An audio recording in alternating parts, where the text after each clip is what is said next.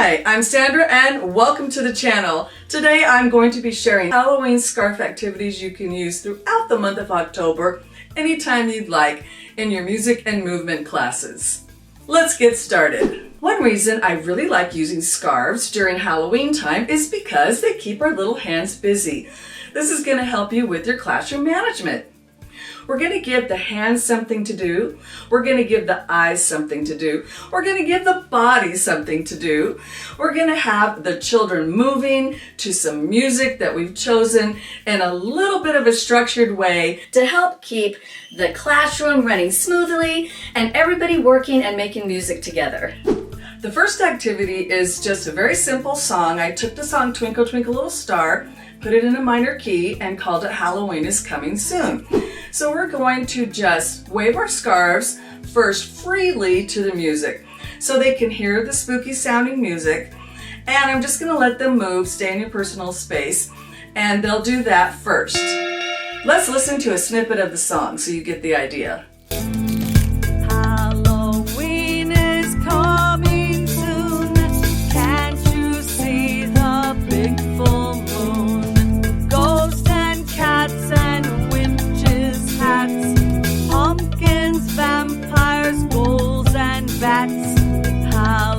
Then we're going to sit down and talk about the music. There's lots of different ways that you can use this song and teach some other music concepts. One way you can use this song is to teach a lesson on major and minor or sad and happy different keys. So I would say you could just sing the song Twinkle Twinkle Little Star. Then you could play this song without singing the words, because if you hear Halloween, they're going to go, "Oh, it's spooky!" Then you could talk to the children about how did the Twinkle Little Star sound and how did the minor keys sound. Another way to teach this song is to talk about dynamics. So we could talk about fast and slow. So you could play the song Twinkle Twinkle Little Star, play it fast, and then you can have them listen to the Halloween is Coming Soon and ask them what's the tempo. While they're listening to the song, just have them show you with movement. So if you're playing Twinkle, Twinkle, Little Star, they're going to dance around. And then with the Halloween, they're going to move slowly. Halloween is coming soon. And then you can talk about fast and slow tempo. The next way to use this song is with a scarf. And so we're just going to make up some very simple actions for each line of the song. The first line of the song is Halloween is coming soon. So we're just going to do a swirl, like a pumpkin. Make a pumpkin. Halloween is coming soon. Then we're going to make big movements over our head with the second line is, can't you see the big full moon? Can't you see the big full moon? And really encourage that whole body movement. Can't you see the big full moon?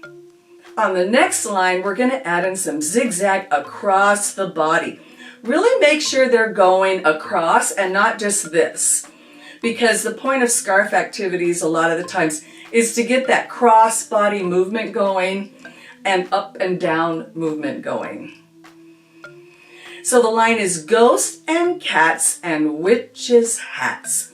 Ghosts and cats and witches' hats. Nice and big.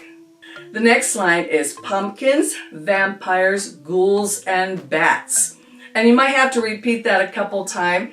And I wouldn't expect them to say the words while you're teaching the scarf movement. Just worry about the scarf movement. We're going to do a crisscross the body, like this. Pumpkins, vampires, ghouls, and bats. And you can say, well, how many times did I wave the scarf? And just go 1 and 2 and 3 and 4. And don't worry about the words so much. Then we're going to finish the song off with a repeat of the swirl. Halloween is coming soon. And then the last line is, watch out for the witch's broom. And we're going to wiggle and then flick at the end. Or you can have them toss it in the air. So it'll be, watch out for the witch's broom. Well, after you do the echo play of teaching them each line and the scarf movement, Then I would just say it through. I wouldn't use the music until they can kind of move slowly from line to line and just have them copy you. So you would do the whole thing together, but nice and slowly, just saying the words. Halloween is coming soon. Can't you see the big full moon? Ghosts and bats and witches' hats. Pumpkins, vampires, ghouls, and bats. Halloween is coming soon. Watch out for the witch's broom. Halloween is coming soon.